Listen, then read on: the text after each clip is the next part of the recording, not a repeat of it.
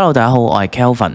喺上一集呢，我同大家介紹咗2025年最新最勁嘅比特幣礦機，由 Bitmain 啦、MicroBT、Bitdia、Canaan 生產嘅唔同型號礦機，可以呢話係相當精彩同埋震撼嘅。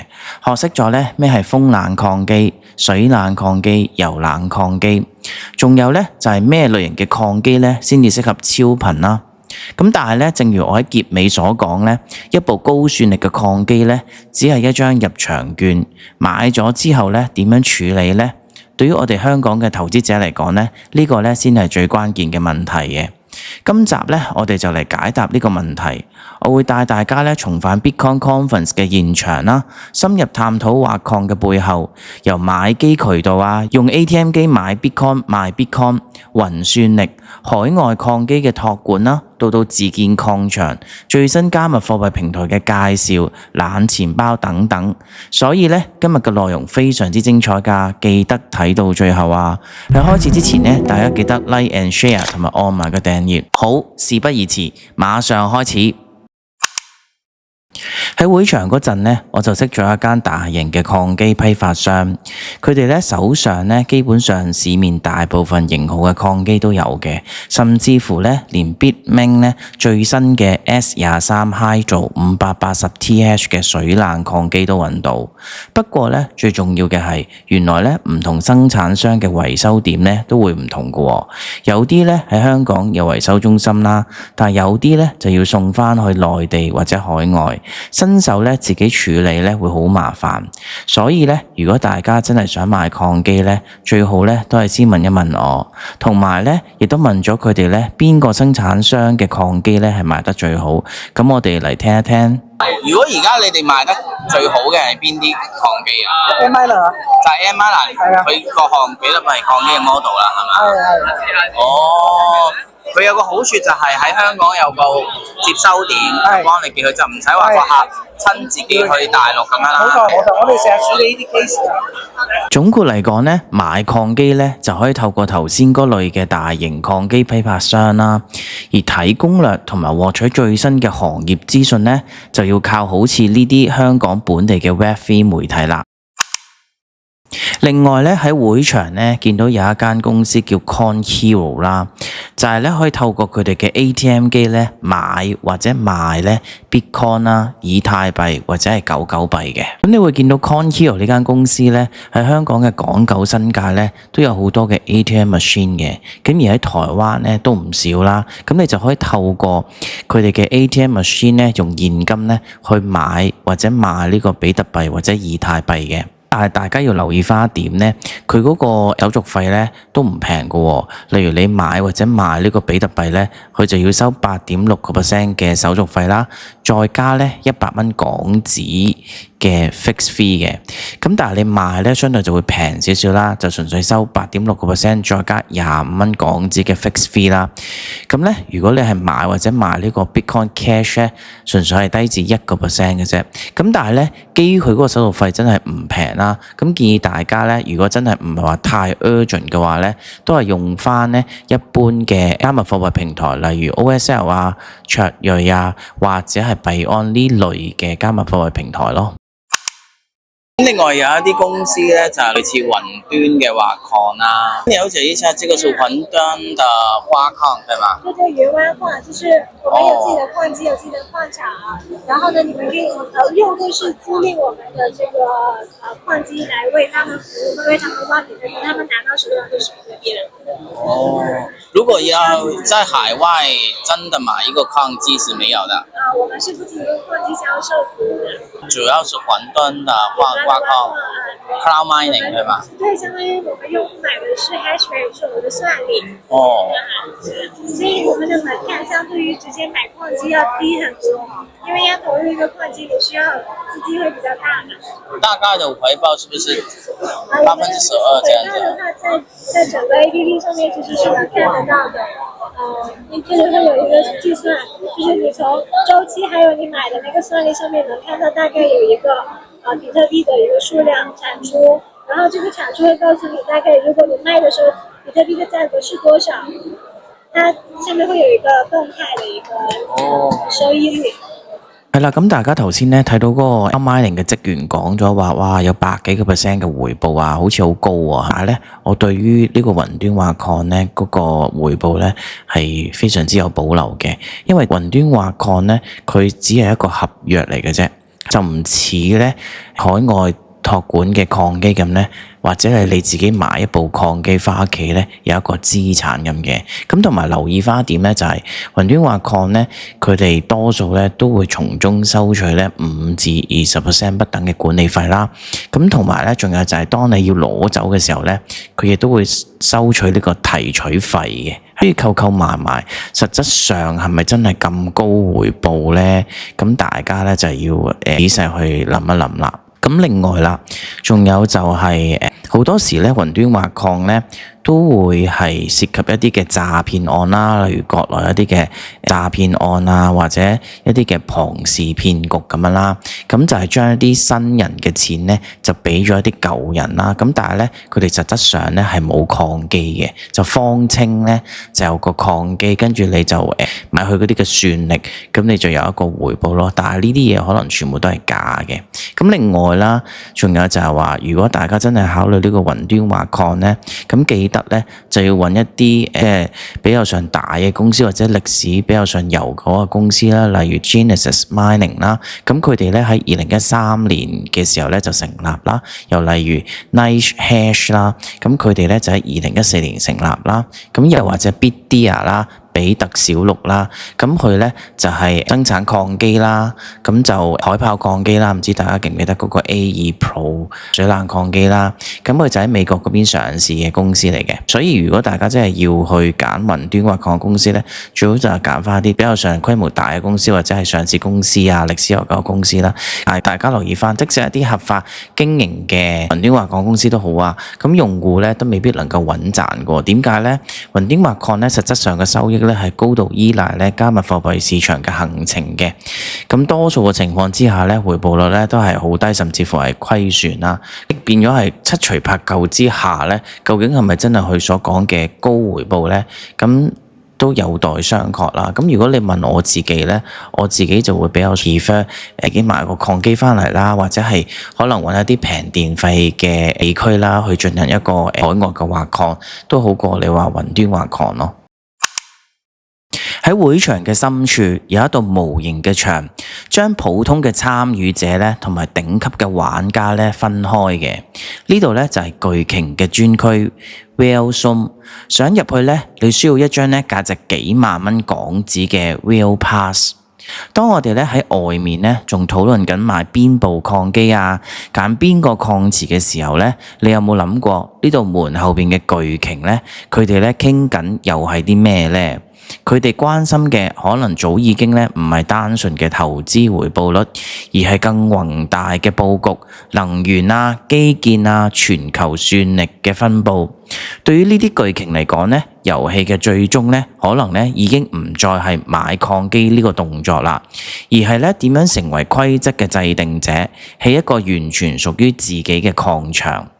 但係咧，對於我哋身在香港嘅投資者嚟講咧，人生路不熟啦，點樣搞咧？喺今次會場咧，我就發現咧有公司咧係專門解決呢個問題嘅。為咗了解得更清楚咧，我喺現場咧就直接問咗佢哋嘅負責人。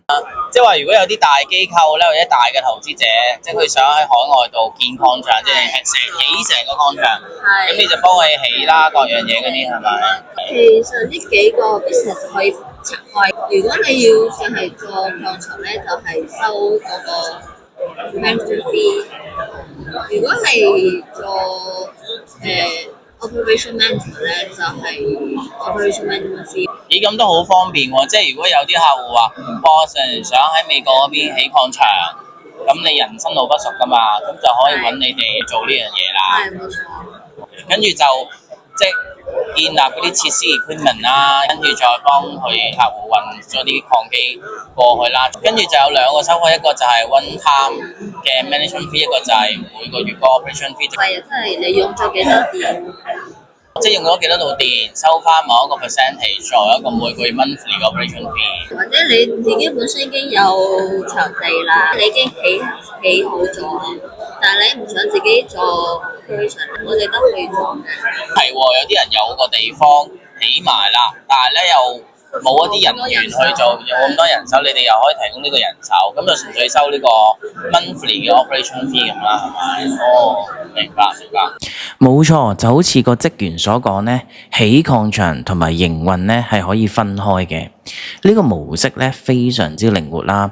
簡單嚟講呢，呢類公司嘅出現呢，就係為咗幫一啲有實力嘅投資者掃除晒所有喺海外建立自己比特幣王國嘅障礙嘅。咁可能聽到起礦場，相信呢好多人呢都已經嚇窒咗啦。的而且確呢，呢個呢係一個投資門檻極高嘅終極玩法嚟嘅。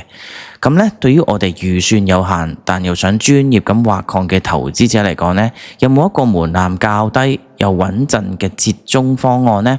答案呢係有嘅，而且呢，呢個亦都係市場上最主流、最成熟嘅選擇。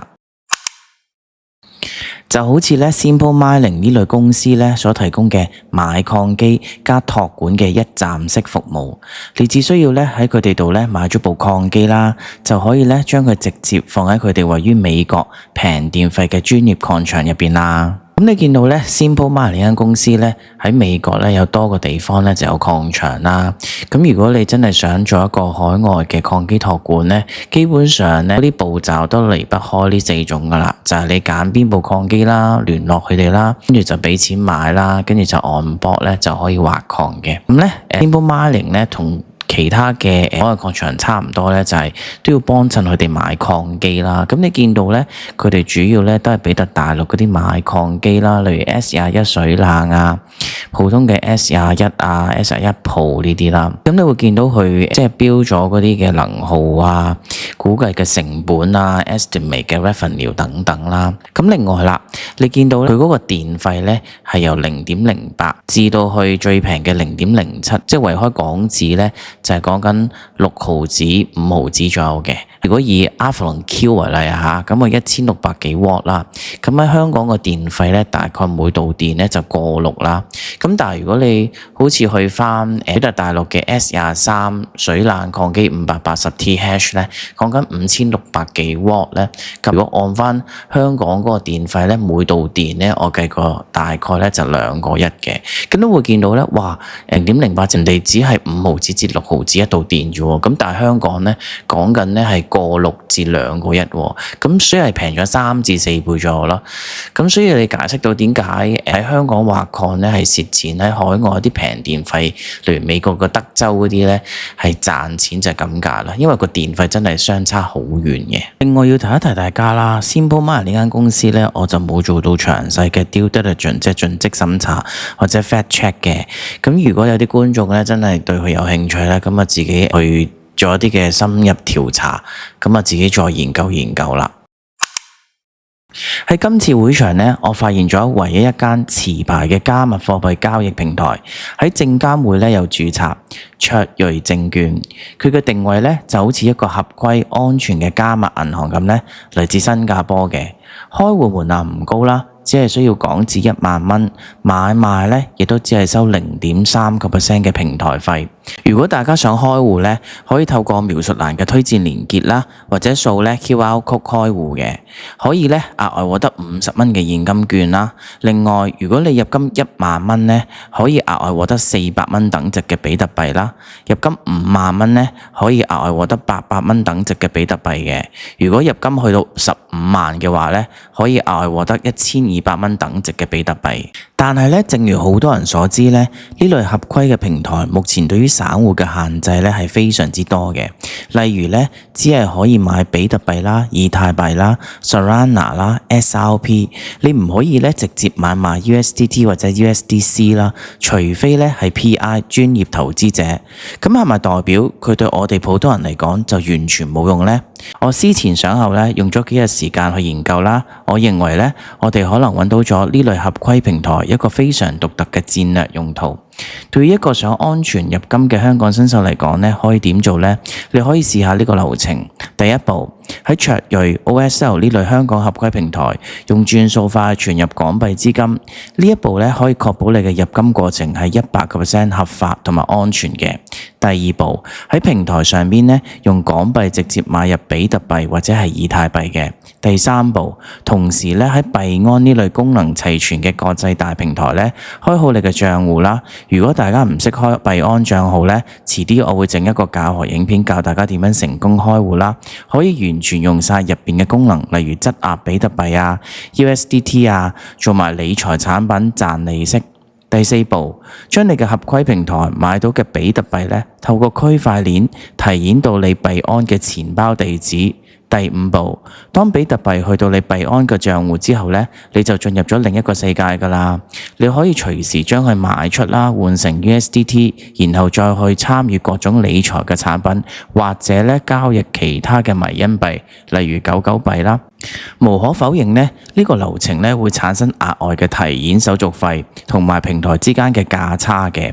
但係相比起我哋目前嘅香港呢，自從8月1號之後呢，就唔可以去場外嘅找換店 OTC 啦，用現金交易嘅。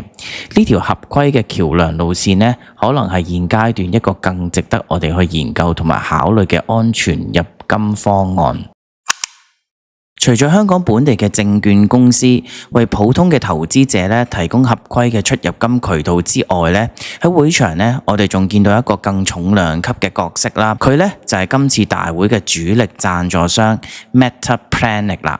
佢哋嘅做法咧就好似幣圈咧無人不識嘅 MicroStrategy 一樣，係一間上市公司，不斷咧用公司嘅資金咧去買入同埋持有比特幣嘅，將比特幣咧作為佢哋嘅核心儲備資產。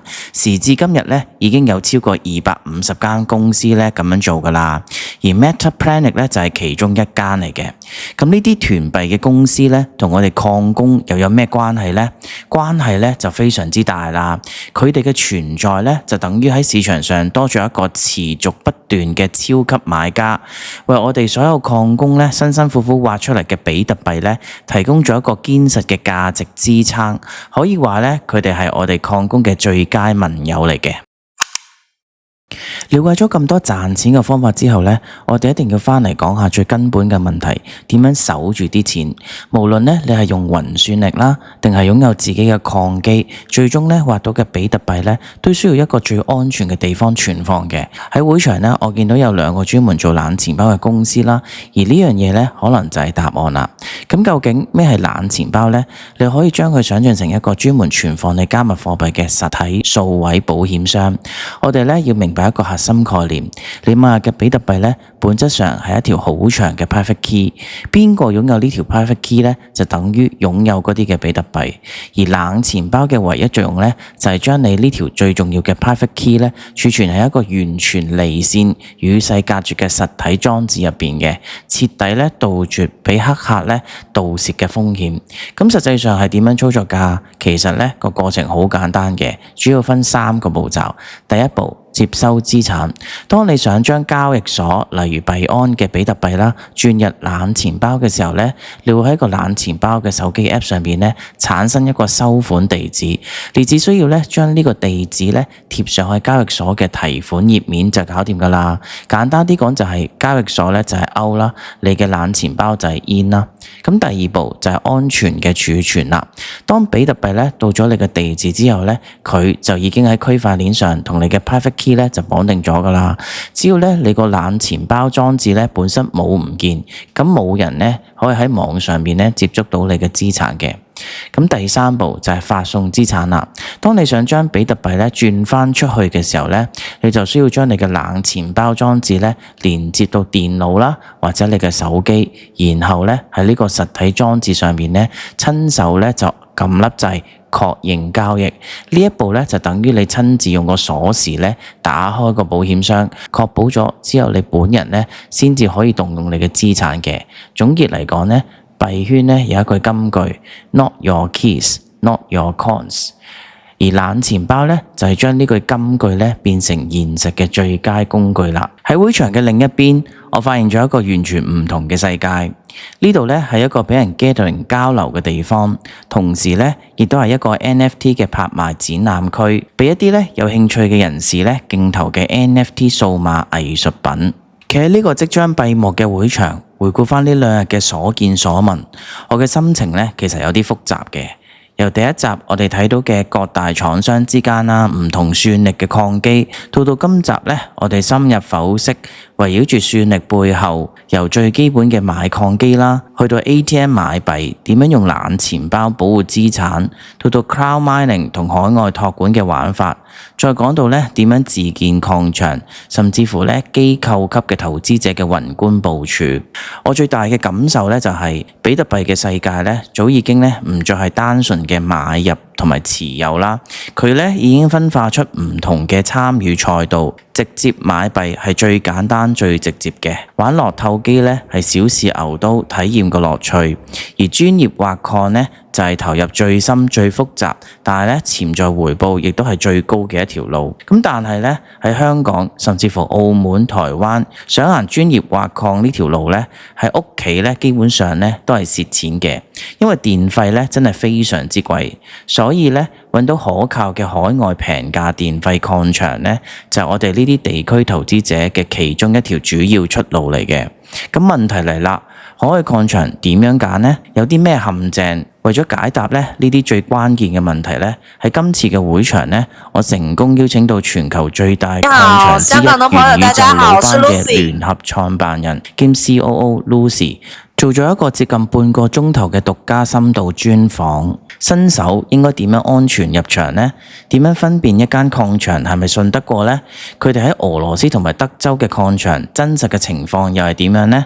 所有答案 Lucy 咧都會親自為我哋解答。如果你想學習點樣安全咁踏出海外挖礦嘅第一步，就記得一定要訂閱我嘅頻道，同埋撳埋個鐘仔，咁你咧就絕對唔會錯過噶啦。另外咧有個好消息通知翻大家啦，為咗慶祝我哋頻道成立，會有個抽獎活動啦，會抽一位觀眾咧送出一部嘅 Netminer 嘅 Pro 啦，咁佢個算力咧喺唔需要超頻嘅情況之下咧，都可以達到78 KB 嘅。咁詳情咧會喺我哋個 Telegram 嘅官方頻道公佈翻啦，所以咧大家記得掃翻上面嘅 QR Code啦，入翻我哋 Telegram Channel 啦。我係 Kelvin，下次見。